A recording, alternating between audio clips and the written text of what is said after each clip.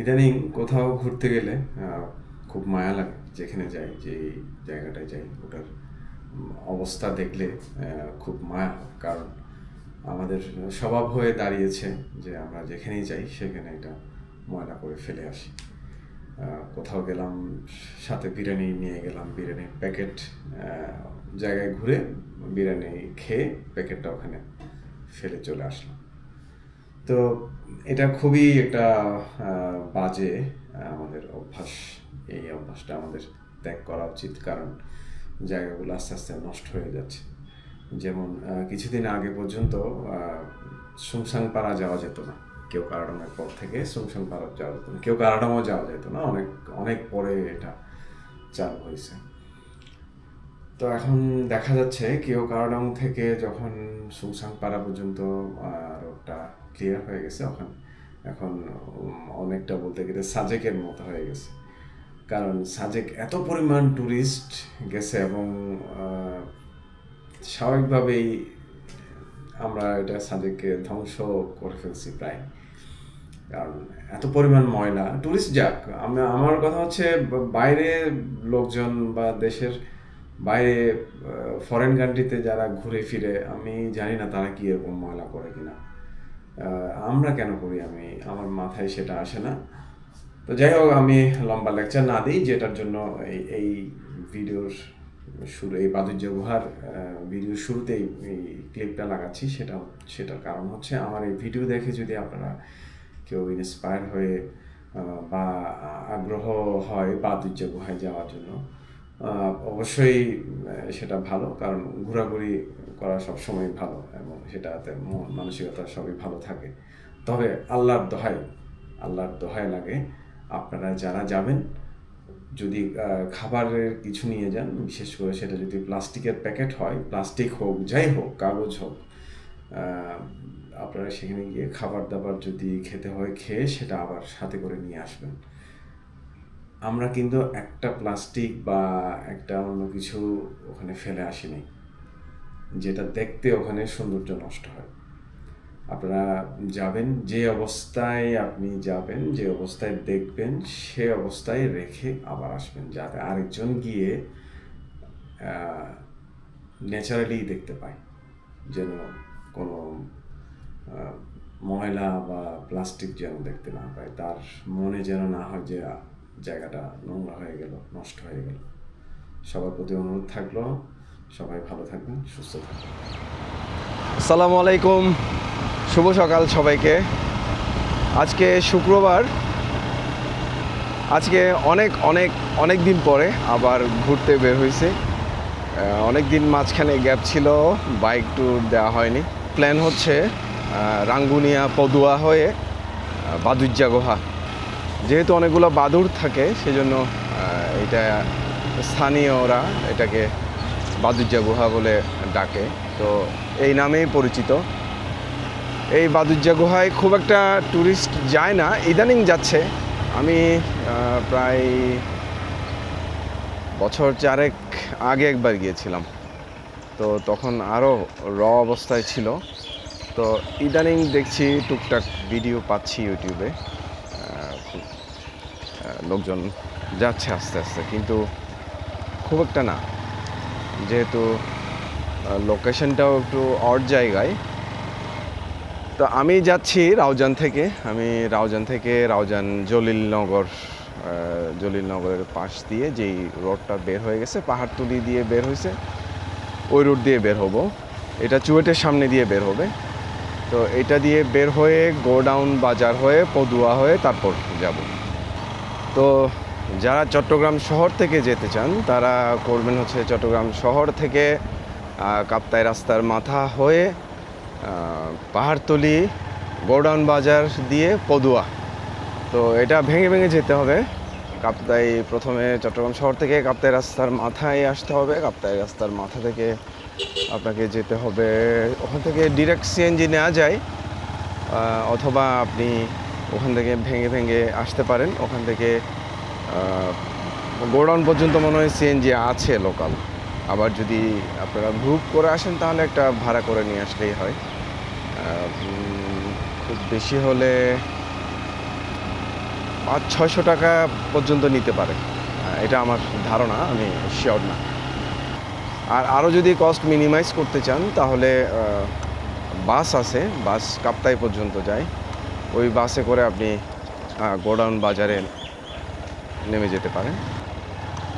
আর যেহেতু আমি অনেক আগে গেছি, তো গোডাউন, যেটা আমরা গোডাউন বাজার বলি, ওখান থেকে পদুয়া আসতে হবে। পদুয়া ওখানে ট্রান্সপোর্টেশন কি আমি জানি না, তবে আমরা আজকে 7 জন, তো 7 জনের মধ্যে আমরা 2 জন যাব বাইকে আর 5 জন যাবে ওখান থেকে সিএনজিতে। আমরা সিএনজি ভাড়া করে নেব, ভাড়াটাও আমি শেয়ার করব। পদুয়া থেকে ঠিক আমাদের লোকেশন পর্যন্ত, যেখান থেকে আমরা হাঁটা শুরু করব, ওই লোকেশন পর্যন্ত আমরা সিএনজি নেব এবং ওইটার ভাড়া কত যাবতীয় ডিটেলস আমি দিয়ে দিব আপনাদের। তো এই হচ্ছে লোকেশন। আর চলুন তাহলে আজকে বাদুজ্জা গুহার সৌন্দর্য উপভোগ করা যাক।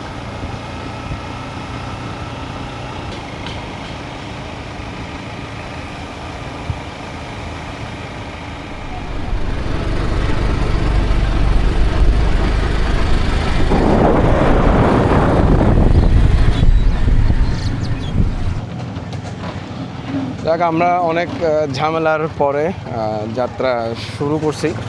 অনেক অনেক কাহিনী আছে, জানাবো আস্তে আস্তে।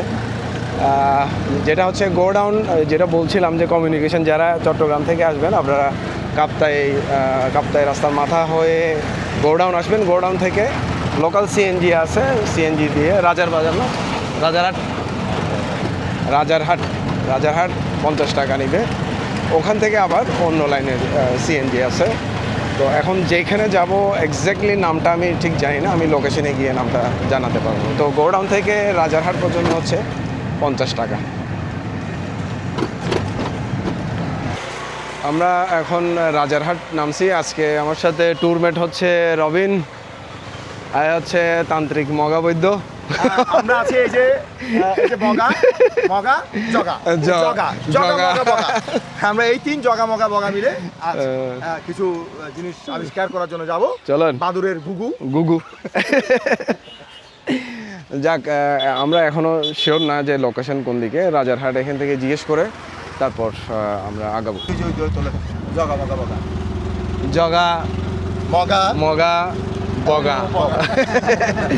যাক, আমরা এখনো জানি না যে আমাদেরকে ড্রাইভ করছেন ঠগা। এই যে ঠগা টাকা দিব এই বোধহয় হন জায়গাতে ফেক্কো ভাড়া না, হ্যাঁ ফেক্কো ভাড়া, ফেক্কো ভাড়া।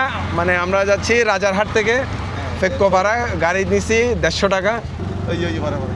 আপনারা রাজারহাট এসে রাজারহাট বাজার থেকে সিএনজি নিয়ে যেতে পারবেন। তো 150 টাকা বলছে, আমরা উঠে গেছি, জানি না কত দূর, এখন গেলে বুঝতে পারবো।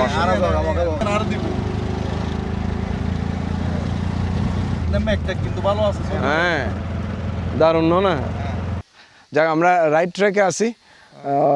এখন আমরা আছি হাঁড়িফাড়া।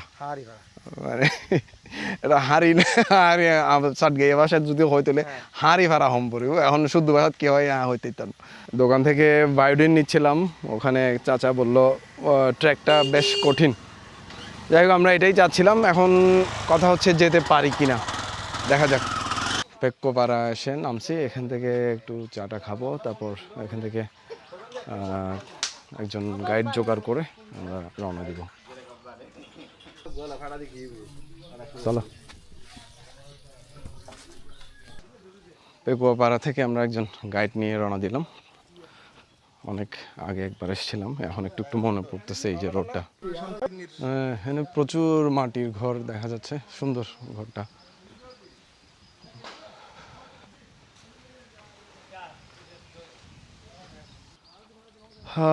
ওয়েদার একটু প্যারা দিবে। সকালে যেরকম মেঘলা ছিল, এখন অনেকটা না, এখন ভালোই রোদ উঠে গেছে। তো একটু কষ্ট হতে পারে, কারণ ট্রেলটা একটু কঠিন আছে।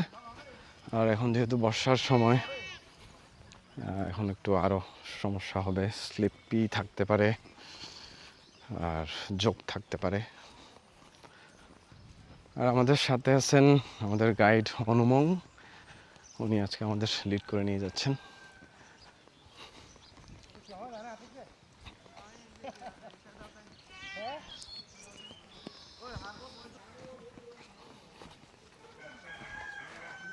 সুন্দর গ্রামটা মোটামুটি গোছানোই আছে।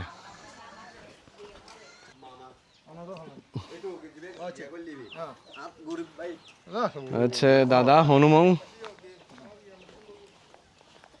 এটা হাঁস বা মুরগির ঘর হবে। এটা একটু উঁচুতে করে করা হয়েছে যাতে এখানে বন্য বিড়াল আক্রমণ করতে না পারে।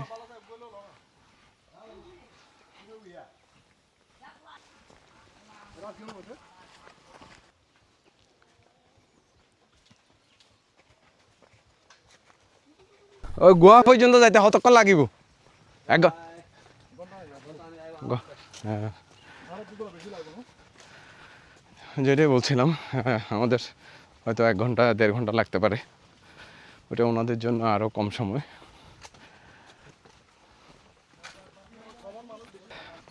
আজকে মনে হয় আমরাই শুধু 3 জন এবং আমাদের 2 জন গাইড আছেন, কারণ এখন বর্ষার সময়, এই সময় খুব একটা আসেন না টুরিস্টরা। তো যার ফলে মনে হচ্ছে অন্যরকম একটা অভিজ্ঞতা হতে যাচ্ছে। যাক, গিয়েই দেখা যাক। অলরেডি হাঁপাই গেছি, আরও ঘন্টাখানেক হাঁটতে হবে। যে কাহিনীটা আমি সিএনজিতে বলতে চাইছিলাম, আজকে আসলে আমাদের সবাই আসলে আমরা 7 জনের একটা টিম হওয়ার কথা ছিল, কিন্তু আরও 3 জন আসতে পারেননি বিভিন্ন কারণে। তো আমরা আরও 4 জন আসতে পারেননি, আমরা 3 জন আসছি, আমি, নোবেল ভাই আর রবিন। আমরা এসে মনে হচ্ছে যে আমরা ভাগ্যবান, দারুণ একটা পরিবেশ পাচ্ছি এখন। আর একজন অভিযাত্রী তার নিজের গন্তব্যে যাচ্ছে। তুমি যাও, আমরা আমার গন্তব্যে যাই।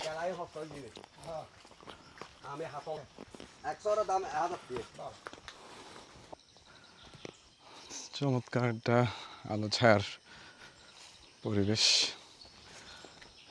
সাথে মেঘের দারুণ একটা কম্বিনেশন।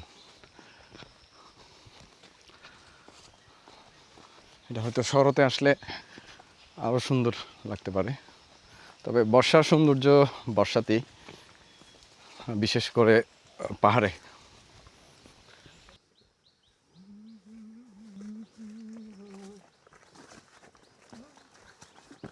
যাক, কিছুক্ষণ রেস্ট নেওয়ার পর আবার শুরু করলাম। এখন মনে হচ্ছে একটু ডাউনহিল।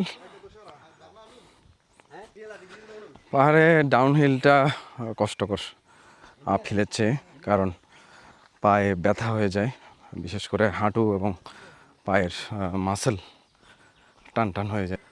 যারা রেগুলার করেন তাদের জন্য হয়তো ব্যাপার না, কিন্তু আমাদের মতো যারা আমরা ইরেগুলার ট্রেকিং করি, আমাদের জন্য ডাউনহিলটা একটু কষ্টকর আমার মনে হয়। কারণ অনেকবার ডাউনহিলে গিয়ে আমার এই যে হাঁটুতে ব্যথা হয়ে যাওয়া এবং মাসেল শক্ত হয়ে যাওয়ার মতো ব্যাপার ঘটছে। তবে আজকে আমাদের অনুমোদা ভিন্ন পথে নিয়ে আসছে, আমরা ঝিরি পথে যাই না, এখানে পিচ্ছিল।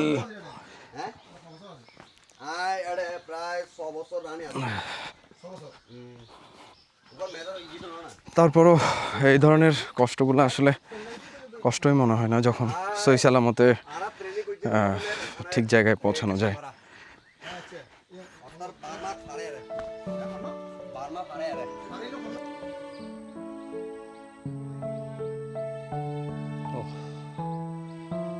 কি সুন্দর, কি অসাধারণ খোদার সৃষ্টি, অসাধারণ।